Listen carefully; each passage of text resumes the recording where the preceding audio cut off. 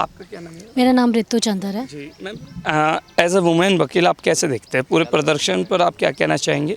और जिस तरीके से सुप्रीम कोर्ट के फैसले के बाद ये जो सीजेपी के प्रवक्ताओं का बयान आ रहा है उसको लेकर सर, सीजेपी ने जितना भी प्रोटेस्ट किया है, अगर उनकी मांग को सरकार ने जायज़ समझा है तो सिर्फ केवल एक इस रीज़न से समझा गया है कि नीट के एग्ज़ाम जिन बच्चों ने दिया था और जिन बच्चों ने आत्महत्या करी थी उनको इंसाफ मिले, उनको न्याय मिले। लेकिन इस पूरे केस को अगर हम लोग एक दूसरे रेफरेंस से देखेंगे तो हम लोगों को ये पता चला है कि इसके अंदर बहती हुई गंगा में सबने हाथ धोया है। जितनी भी सरकारें हमारे आसपास, जैसे आम आदमी पार्टी हो गई और कांग्रेस पार्टी हो गई, वैसे तो ये लोग सब अलग अलग थे, लेकिन जैसे ही सीजेपी ने प्रोटेस्ट स्टार्ट किया ये सब लोग एक यूनिटी बनकर सामने आ गए और इन लोगों ने इस प्रोटेस्ट के अंदर जितना हो सकता है अपना सबने सहयोग दिया। किसी ने नीट के एग्ज़ाम को लेकर उठा दिया तो किसी ने धर्म को लेकर उठा दिया, ठीक है। लेकिन जिसके चलते जितने भी बच्चे प्रोटेस्ट करते हुए सामने आए और उनको पकड़ा गया है, तो वो इसलिए पकड़ा गया है कि उनके साथ उनके द्वारा की गई जितनी भी आपराधिक गतिविधियां, आपराधिक मामले हैं, अगर उन पे पहले से चल रहे हैं तो उन पे कार्रवाई की जा सके। ये नहीं है कि अगर 18 साल से नीचे के जितने भी बच्चे जिन्होंने अपराध करे हैं उन लोगों को इस बेस पे नहीं छोड़ा जा सकता कि वो 18 साल के हैं। अगर उनके पहले से केस चल रहे हैं, उन्होंने किसी की हत्या करी है, किसी के साथ रेप किया है, किसी के साथ सेक्सुअल असॉल्ट किया है, तो इसका मतलब है कि वो अपराधी हैं और उनको सज़ा मिलनी चाहिए। अच्छा मैम, आप कैसे देखते हैं कि इन्होंने अकाउंटेबिलिटी समझ करके, क्रेडिबिलिटी समझ करके धर्मेंद्र प्रधान का तो इस्तीफा ले लिया जिसकी ये मांग कर रहे थे, पर पंजाब, कर्नाटका, झारखंड, इन राज्यों में भी पेपर लीक्स हुए। इन राज्यों में भी आप जानते हैं कि शिक्षा से जुड़े अनियमितताएं सामने आई है, पर वहाँ पर शिक्षा मंत्री का इस्तीफा नहीं मांग रहे। सर, वहाँ पे इसलिए नहीं मांगा गया क्योंकि ये सारा का सारा मुद्दा जो है वो एक पार्टी को लेकर है। वहाँ पे, हाँ जी, वहाँ पे बीजेपी नहीं है ना, वहाँ पे बीजेपी नहीं, वहाँ कांग्रेस है ना, इस वजह से नहीं लिया गया है सर। सारे का सारा मुद्दा यही है और ये सिर्फ पार्टियों का झोल है कि यहाँ पे बीजेपी है तो यहाँ पे जमकर प्रोटेस्ट करो। उन प्रोटेस्टर्स को लगता है कि वो दोबारा से आकर जंतर मंतर पे बैठ के धरना देंगे और सरकार उनके लिए कुछ नहीं करेगा, ऑनरेबल सुप्रीम कोर्ट उनके लिए कुछ नहीं करेगा। तो ये उनका बहुत ही उनकी बहुत ही गलत मानसिकता है। इस बार पुलिस और इस बार सुप्रीम कोर्ट, इस बार सरकार, सब लोग एकदम बढ़िया तरीके से तैनात हैं। उन लोगों को अच्छे से जवाब दिया जाएगा ताकि आने वाला जो हमारा यूथ है वो इन सब चीज़ों से क्या सीख रहा है, वो यही सीख रहा है कि ज़रा सा सरकार अगर हमारी बात नहीं मानेगी तो जंतर मंतर पे लेकर बोर्ड बैठ जाएंगे, प्रोटेस्ट करेंगे और हमारी सरकार बात मान लेगी।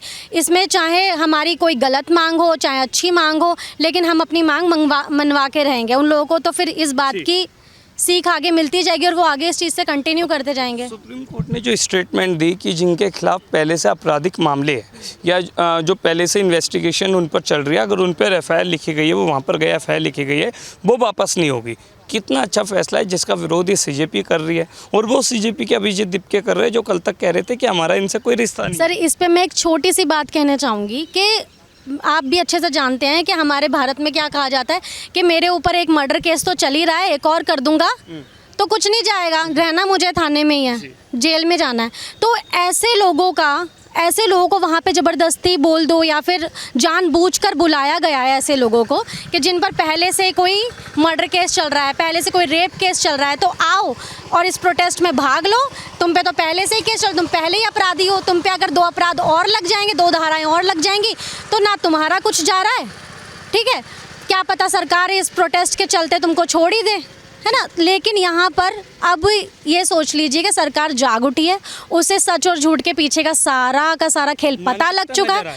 ऑब्वियसली सारी मानसिकता उन लोगों की पता लग चुकी है और अब जिन लोगों ने भी अपराध करा है ना, जो पहले से धाराओं में बैठे हुए, जैसे मान लीजिए कोई मर्डर केस करके बैठा है या कोई किसी का हाफ मर्डर करके बैठा है और यहाँ पर आ गया है प्रोटेस्ट में और उसने किसी का सर फोड़ दिया, पुलिस वाले के साथ असॉल्ट कर दिया, पुलिस वाले के साथ हाथापाई हो गई है, तो उन लोगों को सज़ा मिल रही है और मिलनी भी चाहिए। लास्ट में मैम, आप ऐसे लोगों पर जो कोर्ट ऑफ कंडम्प्ट करते हैं, जो कोर्ट की अवमानना करते हैं, अवहेलना करते हैं, क्या कार्रवाई होनी चाहिए इन लोगों पर? क्योंकि ये लोग तो छात्रों की बात कर रहे थे, अब अपराधियों को बचाने की बात करने लगे हैं, तो क्या होना चाहिए ऐसे लोग? उनके लिए हमारे सुप्रीम कोर्ट को अब और सख्त कानून बना देना चाहिए कंटेम्प्ट ऑफ कोर्ट के ऊपर।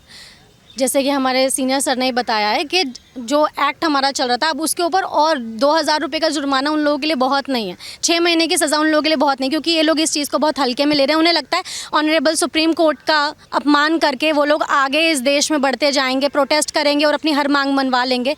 तो अब ऐसा कुछ नहीं होगा। तो मैम जो कंटेम्प्ट ऑफ कोर्ट करे उनके खिलाफ आप क्या मांग करेंगी? जैसे अभी एंटी नीट पेपर लीक को लेकर भी जो है वो संसद में गहमा गहमी हुई, उसको लेकर भी लाया है, तो क्या आप चाहेंगे कि चेंजेस हो और ऐसे लोगों के खिलाफ और ज़्यादा एक्शन हो?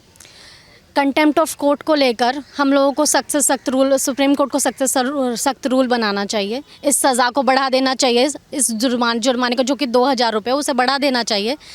बस यही कहना चाहूँगी सर मैं। बाकी इनका छात्रों से कोई लेना देना नहीं था, ये सिर्फ अपनी पॉलिटिक्स के लिए प्रोटेस्ट कर रहे जी बिल्कुल, छात्रों का ऐसा नहीं कहेंगे कि छात्रों से लेना देना, छात्रों का मुद्दा था, नीट एग्ज़ाम का मुद्दा था, लेकिन इसके अंदर सब लोगों ने अपने अपने मुद्दे उखाड़े हैं और सब लोगों ने अपने अपने नए पेड़ लगाए हैं। इस बात को अब भारत को मान लेना चाहिए और सरकार इस बात से सहमत है। हम हैं सरकार के साथ, हमेशा खड़े हुए हैं और मुझे नहीं लगता है कोई भी कंटेम्प्ट ऑफ कोर्ट करके ऐसे ही बच सकता है, या कोई भी किसी अपराध में पहले से शामिल है और फिर दोबारा से अपराध कर रहा है प्रोटेस्ट के चलते और वो ऐसे ही बच सकता है। तो मेरा मानना ये है कि उन लोगों को सज़ा कड़ी से कड़ी सज़ा मिलनी चाहिए, उन्हें ऐसे ही छोड़ना नहीं चाहिए, क्योंकि आने वाले यूथ को जब अगर ये पता चल रहा है कि सरकार उनके साथ है, उनकी हर मांग मान सकती है, तो उन लोगों को ये भी पता लगना चाहिए कि उनके गलत होने पे सरकार उन पे एक्शन भी ले सकती है, ऑनरेबल सुप्रीम कोर्ट उनको सज़ा भी दे सकता है। Thank you sir. लास्ट में आपसे ये पूछना चाहूँगा कि तमाम हमने जो है आपसे सवालों जो है जवाब किए, हमने जानने की कोशिश की कि किस तरीके से जो छात्र आंदोलन था वो एक तरीके से पॉलिटिकल सुनहरियों में बदल गया और अब नौबत यहाँ तक आ गई कि सुप्रीम कोर्ट के फैसले की भी अवमानना कर रहे हैं। विशाल जी, लेकिन एक बड़ा सवाल ये बनता है कि नीट पेपर लीक को लेकर के एक बिल जो है वो सरकार ने पारित किया, कैबिनेट की मंजूरी मिली, एंटी नीट पेपर लीक, और वो बिल जब लोकसभा में पेश हुआ विपक्ष उस पर जो है वो राजनीति करने लगा, विपक्ष जो है उस पर हल्ला करने लगा और वो बिल अभी तक पास नहीं हुआ है, मतलब 8-10 दिन हो गए पास नहीं हुआ। क्या मानसिकता दिखा? देखिए, विपक्ष हमेशा विरोध की राजनीति करता है। इस सेशन के पहले जब एक सेशन आया था तो महिलाओं के आरक्षण के लिए सरकार ने एक कदम उठाया था, उसको भी विपक्ष ने विरोध किया था। ऐसे तो ये महिला सुरक्षा की बात करेंगे, महिलाओं को आरक्षण देने की बात करेंगे, लेकिन जब संसद में उस बिल को पास कराना होता है तो ये हमेशा देश के विरोध में, छात्रों के विरोध में, महिलाओं के विरोध में विपक्ष खड़ा होता है और यही कारण है कि विपक्ष अभी तक हार रहा है और आगे आने वाले 100 साल तक अगर ऐसे ही राजनीति करता रहा तो कभी विपक्ष जीत कर नहीं आएगा। दूसरी बात मैं कहना चाहूँगा कि अब मेरी सरकार से ये मांग है कि अब अगर इसके बाद कोर्ट के आदेश की अवमानना करें और फिर से ये लोग अगर धमकी दे रहे हैं कि हम फिर से प्रदर्शन करेंगे तो इनको बलभर कूटना चाहिए, क्योंकि लात के भूत बात से नहीं मानते हैं, ये सबको पता होना चाहिए। आपने छात्रों के नाम पर जो राजनीति करनी थी कर ली, री नीट का एग्ज़ाम भी हो गया, सरकार ने बहुत सख्ती से कराया और फास्ट ट्रैक कोर्ट का निर्माण कर दिया, एंटी नीट बिल लाकर पास कर दिया, धर्मेंद्र प्रधान जी का इस्तीफा दिलवा दिया। इससे ज़्यादा सरकार कुछ नहीं कर सकती। और इसके पहले भी पेपर लीक हुए हैं, कोई बता के दिखाए कि इसके पहले जब लीक होते थे तो क्या करती थी सरकारें। कोल आवंटन घोटाला हुआ, 2G घोटाला हुआ, स्पेक्ट्रम घोटाला हुआ, CWGC घोटाला हुआ, तमाम राज्यों में घोटाले हुए, क्या करी सरकार ने? कुछ नहीं किया। अगर इस बार सरकार कुछ अच्छा पॉजिटिव मोटिव लेकर आगे बढ़ रही है तो मुझे लगता है कि जनता को उसका समर्थन करना चाहिए। और ऐसे विरोधी लोग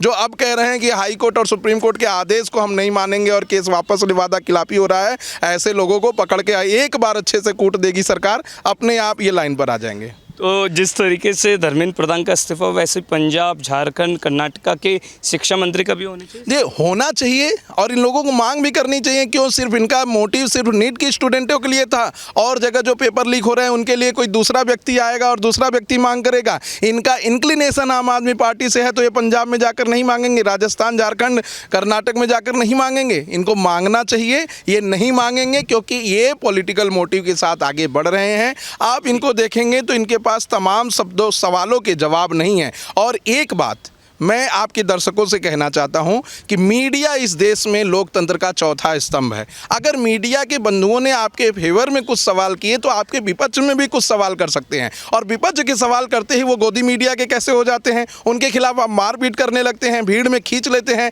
ऐसा करना एक जुर्म है और पत्रकारों की स्वतंत्रता के ऊपर एक कड़ा प्रहार है। तो मैं चाहता हूँ कि अब अगर कोई ऐसा करे तो ऐसे लोगों पर भी कार्रवाई हो। चलिए, आपने हमारे लिए भी एक सुझाव दिया, उसके लिए बहुत शुक्रिया। आपको भी ये मानना है मैम कि पंजाब, झारखंड, कर्नाटका के भी शिक्षा मंत्री का होना चाहिए इस्तीफा? बिल्कुल सर, होना चाहिए, क्यों नहीं होना चाहिए, क्योंकि खाली बीजेपी थोड़ी ना इन चीज़ों को, बीजेपी थोड़ी ना रिस्पॉन्सिबल है, रिस्पॉन्सिबल तो सारी तो सभी क्यों नहीं? सारे सरकार रिस्पॉन्सिबल है, जितनी रिस्पॉन्सिबिलिटीज़ बीजेपी की है कि उसकी सरकार के चलते हुए किसी का पेपर लीक नहीं होना चाहिए, उतनी ही अकाउंटेबिलिटी कांग्रेस पार्टी की, आप पार्टी की भी है कि पेपर लीक नहीं होना चाहिए, क्योंकि बच्चे तो भारत के ही हैं, भारत देश के ही बच्चे हैं, सारे बच्चे एक ही हैं।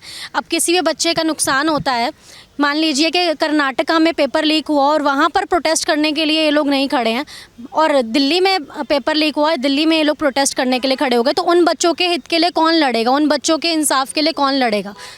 तो अगर ये लोग अगर अभिजीत दीपके इतने ही सच्चे हैं अपने प्रोटेस्ट को लेकर, इस नीट के एग्ज़ाम को लेकर, उनके अंदर इतनी ही देश भावना है, बच्चों को न्याय दिलाने की भावना है, तो मैं तो ये कहती हूँ कि आपको फिर पूरे देश में प्रोटेस्ट करना चाहिए, सिर्फ दिल्ली आकर जंतर मंतर बैठ के धरना देकर और पार्टीज़ को अपने साथ ज्वाइन कर नहीं चलेगा। सब सारे देशों में, उसमें जाइए, आप राज्यों में जाइए, जगह जगह बैठिए और प्रोटेस्ट कीजिए, अकाउंटेबिलिटी तय obviously. Thank you so much.